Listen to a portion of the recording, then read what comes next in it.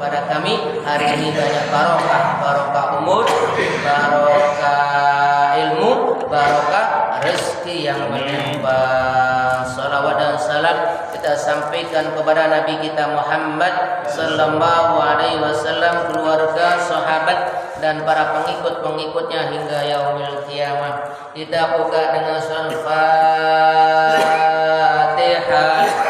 A'udzubillahi minasyaitonir rajim. Bismillahirrahmanirrahim. Alhamdulillahi Rabbil rabbil alamin alamin. arrahmanir rahim maliki yaumiddin. Iyyaka na'budu wa iyyaka nasta'in. Ihdinas siratal mustaqim. Siratal ladzina an'amta 'alaihim ghairil maghdubi 'alaihim waladdallin. Hadirin yang dimuliakan oleh Allah, mari kita simak nasihat berikut ini. Bismillahirrahmanirrahim. An Abdillah ibnu Mas'ud, daripada Abdullah bin Mas'ud, mudah-mudahan Allah meridhoinya. Apa katanya? Addi ma aftaradallahu alaika, tunaikan apa-apa yang Allah fardukan kepada kalian. Bitamam, yakni ketika kita ini umpamanya melaksanakan ibadah sholat, kerjakan, jangan sampai tinggal meskipun itu sunnah. Jadi walaupun sunnah kita tunaikan sesempurna-sempurnanya. Bapak di dalam sholat itu yang fardu apa Pak? Niat, betul. Takbir, apalagi Pak? Fatihah, apalagi ruku, sujud di antara dua sujud, gitu kan Pak ya? Kemudian tahiyat, kemudian sholawat, kemudian salam itu. Nah, mana yang sunnah? Baca doa iftitah, betul Bapak ya? Pak iftitah, Allahu akbar kabira. Apalagi yang contohnya sunnah, baca surat, itu sunnah Pak. Ya. Makanya kadang-kadang kalau kita ini terlambat Bapak, ya, kepingin sholat sunat, ya udah walau dolin amin langsung rukuk, jangan ditambahin sunnah, karena orang sudah pada nunggu. Ya. Kemudian apalagi sunnah, baca subhana rabbiyal azimi atau subhana rabbiyal a'la. Demikian kalau kita terlambat gak usah 3 Pak, cukup 1. Karena kita ditunggu orang. Apalagi kalau kadang-kadang kita ini, saya pesen, ada beberapa sholat, beberapa masjid yang tidak melaksanakan sunat qobliyah. Enggak, maghrib. Jadi sebentar aja doang gitu, langsung gitu. Kita jangan langsung sholat kayak sok alim-alim. Justru kita nggak sholat, justru kita ini mengetahui kondisi musola tersebut. Nah itu dikatakan orang alim, ngerti. Oh, cukup, karena kita sudah biasa sholat qobliyah.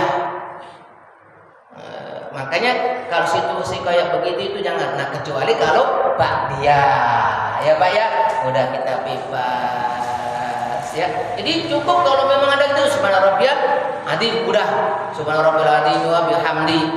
Tapi kalau kita ini sholat gak luar itu, kita baca semua subhana rabbiyal azim wa bihamdi.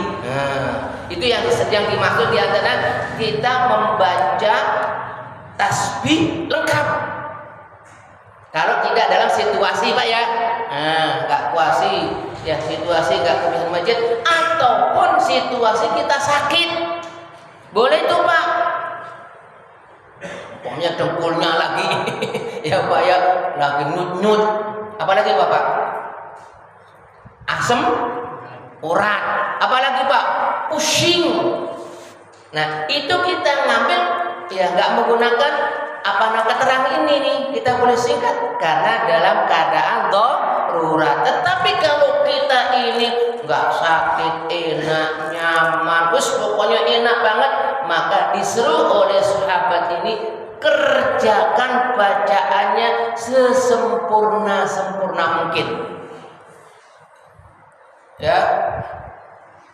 Kalau duduk di antara 2 rakaat itu kan 2 sujud itu Rabbi fili warhamni wajibuni warfa'ni warzuqni wahdini wa'afini. Panjang enggak Bapak?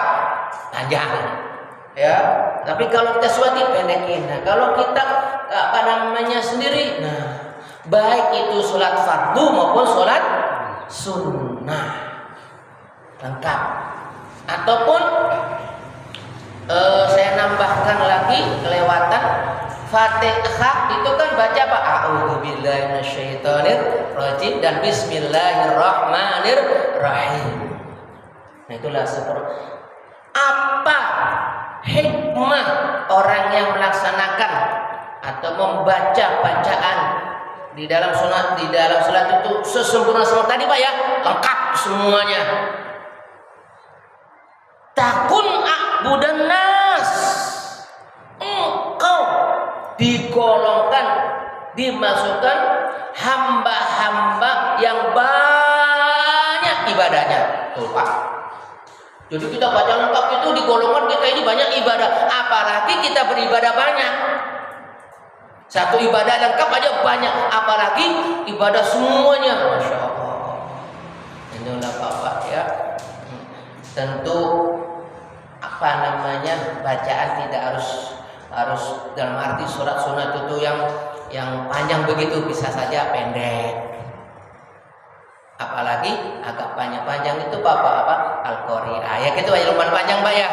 Idazul alakumutakatsur. Kalau dibaca Sabih Hisma ya memang agak panjang ya Pak ya, agak panjang itu. Sekali lagi Pak ya, yuk sama-sama saya mengajak Bapak dan diri saya ya, sama-sama Pak ya, kita kerjakan, kita tunaikan ibadah. Di antara ibadah sholat itu kita kerjakan sesempurna manakala sehat wal afiat, nggak ada halangan. Kalau nggak ada halangan ya Pak boleh. Tapi ada keterangan hadis, kalau kita ini terbiasa ya mengerjakan ibadah sesempurna kemudian ada satu saat ada halangan, ya tahu nggak tahu lah, salah makan asal kurang kumat. Nah kan ibadah kita nggak sempurna Pak, akan dicatat oleh Allah seperti ibadah sempurna.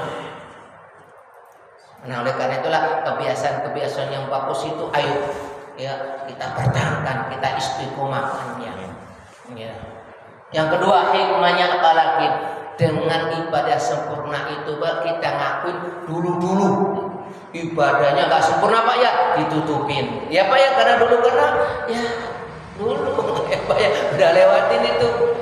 Dua, yang ketiga lagi apa nah barangkali nutupin kekurangan di zaman dahulu ya Pak, kita ngakuin Pak ya zaman dulu itu ibadahnya kayak begitu. Satu nasihatnya Abdullah. Yang kedua, wajnib, dan hendaklah bisa menjauhi sejauh-jauhnya ma harramallah, yang dilarang oleh Allah. Artinya Abdullah mengajak ayo kita jauhin yang dilarang oleh Allah, dosa, maksiat, apalagi Bapak kealpaan, sekuat tenaga. Ya, ayo sama-sama. Ya, walaupun Bapak Ustadz ya kadang-kadang juga tergoda Bapak ya itu. Ayo kita jauhin sejauh-jauhnya ya. Terus gimana cara sekuat tenaga?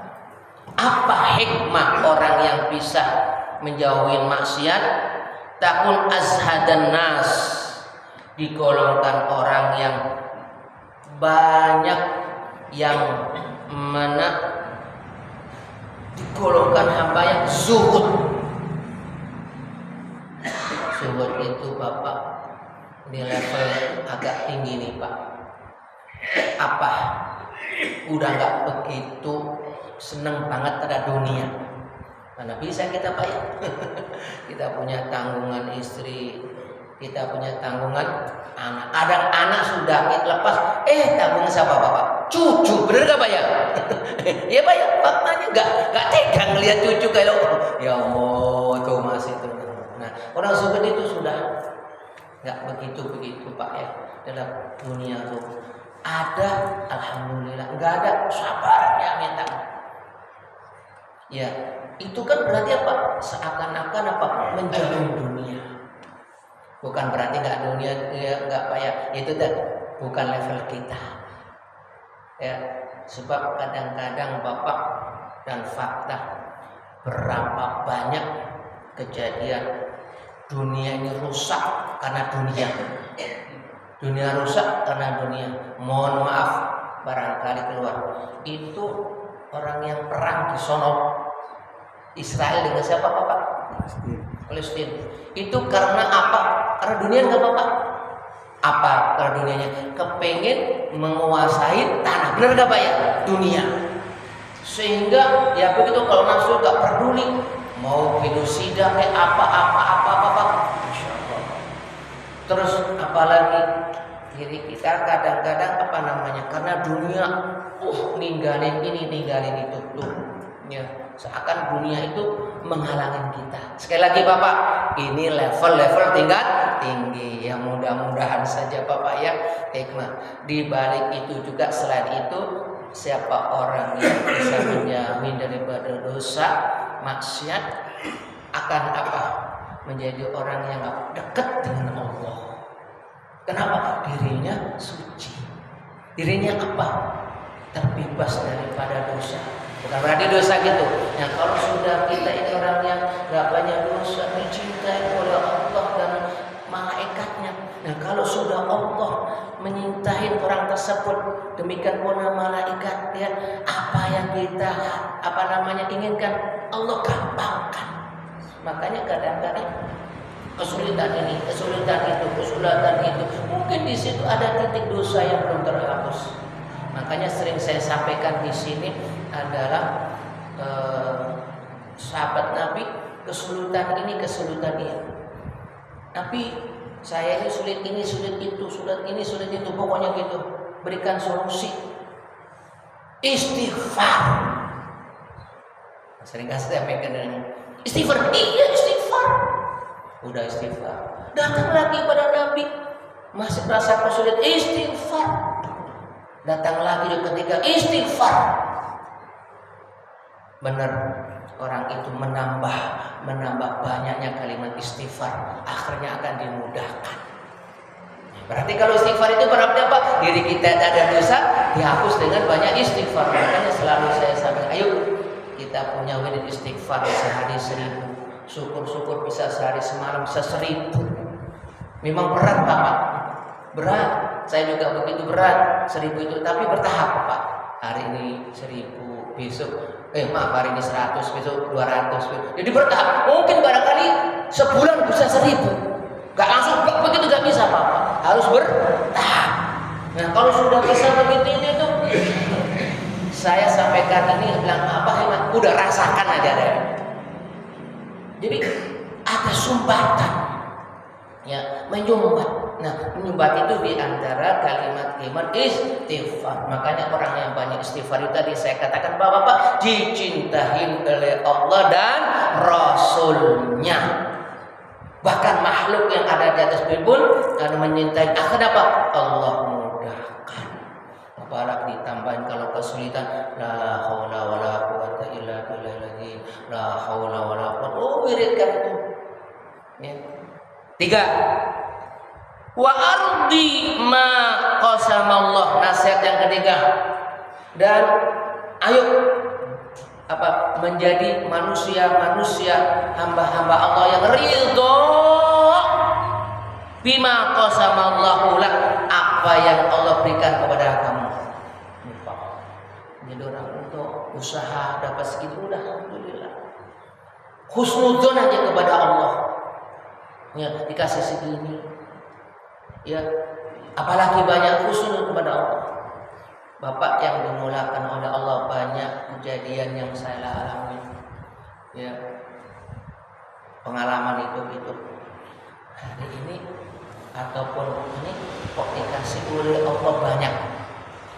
Terus bilang alhamdulillah. Kan gitu Pak ya, dikasih oleh Allah, bersyukur Pak ya. Ada apa? Tanya Pak, ada apa Pak? Benar. Anak minta ini, minta itu, minta ini. Iya, akhirnya ya gitulah Bapak ya. Orang bilang apa? Duit lewat doang Pak ya. Lewat. Kemudian hari ini kok biasanya Ya, pokoknya sedang ini apa? Nggak ada apa-apa. Anak nggak minta, nggak ada kejadian apa tuh Pak. Jadi dia Allah ngasih banyak juga ada maksud. Allah ngasih banyak, sedikit juga Allah ada maksud. Yang kita nggak tahu. Makanya kita ridho aja. Gila Pak, ini nggak gampang. Butuh latihan. Hikmah apa? Di sini takun ahnan nas, digolong menjadi orang yang kaya Pak. Insya Allah Bapak. Bukan kasar dohir Bapak, hatinya kaya. Berapa banyak ada orang yang kaya raya tapi hatinya nggak kaya. Naudzubillah. Enak jadi orang yang hatinya kaya.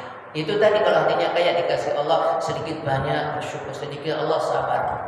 Tapi kalau hatinya nggak kaya, kadang-kadang orang kaya yang maksud makanan yang kecil-kecil miliknya rakyat. Ya Pak ya. Seharusnya kan nggak Pak ya begitu itu. Naudzubillah. Jadi aksarun nasi mangan. Tuh, banyaknya hartanya seakan-akannya. Sekali lagi Bapak, untuk mencapai ke situ itu harus berlatih. Ya, kalau nggak berlatih, ya begitulah rasanya. Kadang-kadang kita bisa, orang rumah nggak bisa, ya kan Pak ya? Iya. Kenapa kok kita bisa? Karena kita ini apa? Sering dengar nasihat. Kenapa kok kita bisa ridho dengan apa? Ibadah yang kita laksanakan itu kita kerjakan dengan istiqomah. Dengan istiqomah dan kita ridho. Ya. Makanya itulah Bapak, nasihat Abdullah bin Umar 3 nasihat. Yang pertama disuruh mengerjakan ibadah sesempurna, ibadah kita banyak. Yang kedua diajak, ayo menjauh sejauh-jauhnya barang yang dilarang oleh Allah, menjadi orang-orang yang disayang oleh Allah. Amin. Dan ketiga Bapak, ayo menjadi orang-orang yang ridho terhadap pemberian Allah, digolong menjadi hamba-hamba yang banyak hartanya. Mudah-mudahan sekalimat 2 kali bermanfaat. Rabbana atina fid dunya hasanah wa fil akhirati hasanah wa qina adzabannar. Wa sallallahu ala sayyidil Muhammad walhamdulillahi rabbil alamin. Wal afwu minkum. Assalamualaikum warahmatullahi wabarakatuh.